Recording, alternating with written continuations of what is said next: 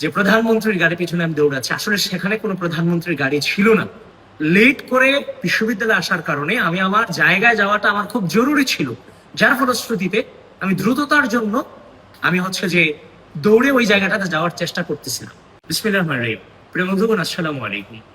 আপনারা সকলেই জানেন আজকে ঢাকা বিশ্ববিদ্যালয়ের মাটিতে বাংলাদেশের প্রধানমন্ত্রী জনাব তারেক রহমান এসেছিলেন। নিঃসন্দেহে এটা আমাদের কাছে একটা উচ্ছ্বাসের বিষয়। ওনার দুটো প্রোগ্রাম ছিল, একটা সিনেটে, একটা সমাজ বিজ্ঞান ভবনে। যেহেতু উনি প্রধানমন্ত্রী ঢাকা বিশ্ববিদ্যালয়ে আসবেন, সেক্ষেত্রে আমাদের তো কিছু দায়িত্ব অবশ্যই সেখানে থাকে নিঃসন্দেহে। সেই দায়িত্বের জায়গা থেকে আমি সকালে ক্যাম্পাসে ঢুকতে জ্যামের কারণে আমার কিছুটা লেট হয়ে গিয়েছে। আমার যেখানে আমার দায়িত্বের জায়গাটা ছিল সেখানে যাওয়াটা আমার খুব প্রয়োজন ছিল। তো আমি দেখতে পেলাম একটা ভিডিও কেন্দ্রিক বিভিন্ন ভোট বাহিনী এটা নিয়ে বিভিন্ন ধরনের নেগেটিভ ছড়ানোর চেষ্টা করে যাচ্ছে যে প্রধানমন্ত্রীর গাড়ি পিছনে আমি দৌড়াচ্ছি। আসলে সেখানে কোনো প্রধানমন্ত্রীর গাড়ি ছিল না।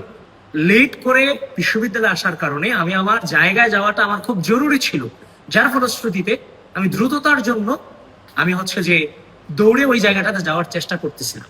যখন সাংবাদিক এটা ভিডিও করে আমার চোখে আসছিল, তখন আমি ওনাকে ডেকে নিয়ে বলছি যে আমার কাজ আছে, এই জন্য আমি দৌড়ে সামনে যাচ্ছি, আপনি ভিডিওটা করেন না, এটা থেকে দূরে থাকেন। পরে দেখলাম সেই সাংবাদিকই সেই ভিডিও ছেড়ে দিচ্ছে বিভিন্ন নেগেটিভ দিয়ে যে আমি দৌড়াচ্ছি। একটু আগে দেখলাম যে জাকসুর এভি জুবাইর এটাকে পোস্ট করেছে, তখন তাকে আমি ফোন করেছি। ফোন করে জিজ্ঞেস করলাম যে এই ভিডিওর আশেপাশে কি প্রধানমন্ত্রীর গাড়ি আছে? বলে যে না, প্রধানমন্ত্রীর গাড়ি তো নাই। বললাম তাহলে কেন ছাড়লাম? বলে যে ভাই সবাই ছাড়ছে, এই জন্য ছাড়ছি। তখন তাকে যখন আমি বললাম, সে দুঃখ প্রকাশ করে ভিডিওটা ডিলিট করেছে। তাকে আমি ধন্যবাদ জানাই।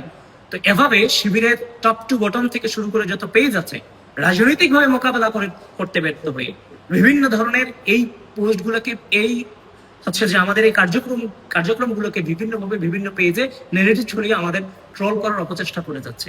কিন্তু ঘটনা হচ্ছে, আমি যখন দৌড়ে যাচ্ছি সেখানে আমার দায়িত্বের জায়গা থেকে আমার ওইখানে যাওয়াটা প্রয়োজন, সেখানে আমি দৌড়ে সেখানে যাচ্ছিলাম।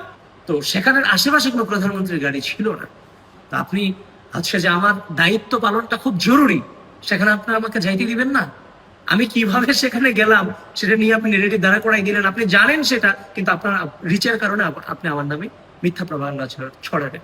আরে ভাই, আমি যদি দৌড়াইও যাকে শখের প্রধানমন্ত্রী বানাইছি,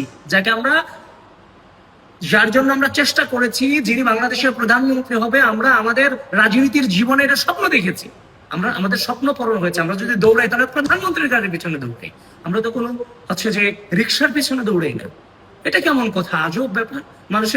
মানুষ কিভাবে চলাফেরা করবে এটা পর্যন্ত রেস্ট্রিকশন দিয়ে ফেলতেছেন। মানে আমি মরে যাব, কিন্তু আমি এখান থেকে যে জায়গাটা আমি অতিক্রম করতে পারবো না, আমাকে ধীরে ধীরে যেতে হবে, আমার কাছে থাকতে পারে না।